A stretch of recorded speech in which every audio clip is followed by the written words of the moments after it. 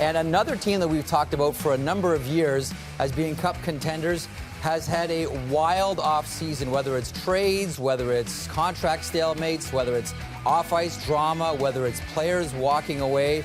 The Winnipeg Jets have really been through it this summer. The Winnipeg Jets still have expectations of winning the Stanley Cup, but do they have the roster to do it? With more, here's Sean Reynolds.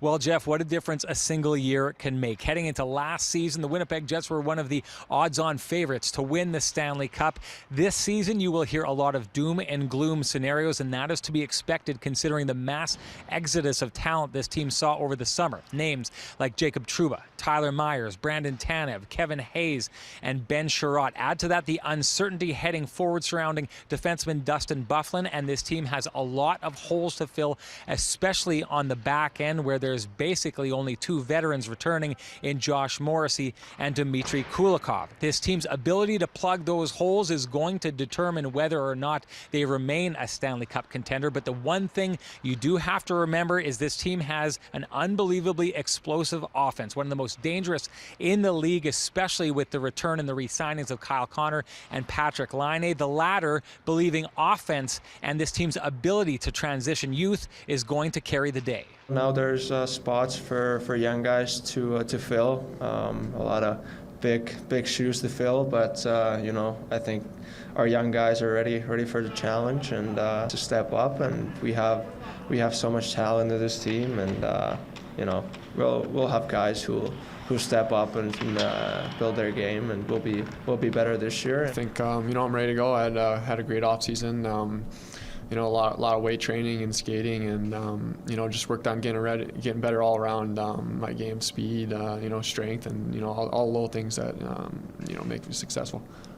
And Jeff, you have to admire the way General Manager Kevin Cheveldayoff was able to navigate his cap situation this offseason, but he very much remains in limbo with the Dustin Byfuglien situation. Yes, if Byfuglien does not play this season, it opens up over $7 million in cap space to fill the hole he leaves behind, but without knowing whether or not he's going to play, that's money that they cannot spend. As it stands right now, the Jets are treating Byfuglien's situation as though it were an injury, which means they're prepared to welcome him back at any time. In fact, for the majority of training camp, his equipment has sat in his stall waiting for him. Jeff.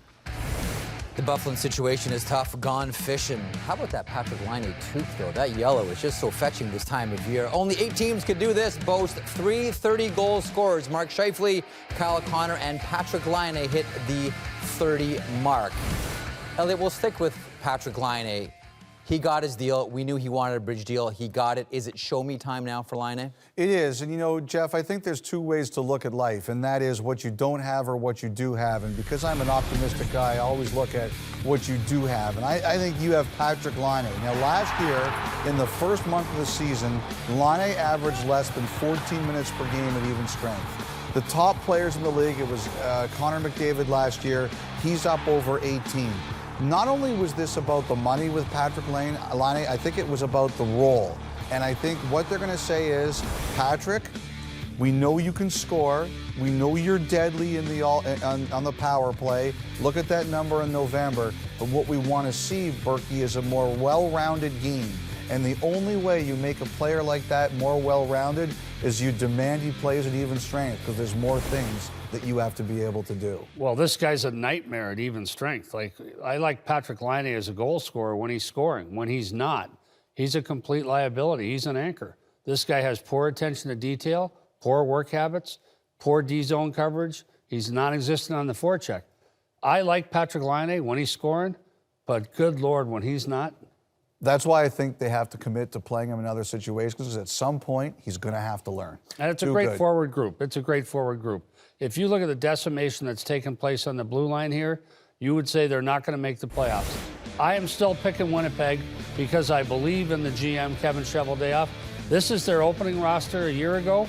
And you look at the replacements, the guys that are gone, and you're left with one guy. The projected lineup without him, Josh Morrissey, who I love. But the rest of these guys, and Pionk's a better player than people in Winnipeg realize, but they had the best right side in the National Hockey League on defense, and now we're not even sure who's going to be there. This is a huge problem, But I think they can fix it, and I think they'll score enough goals that they can win with some no names on defense. Really quickly, yes or no, are they still Cup contenders, Elliot? Yes. No.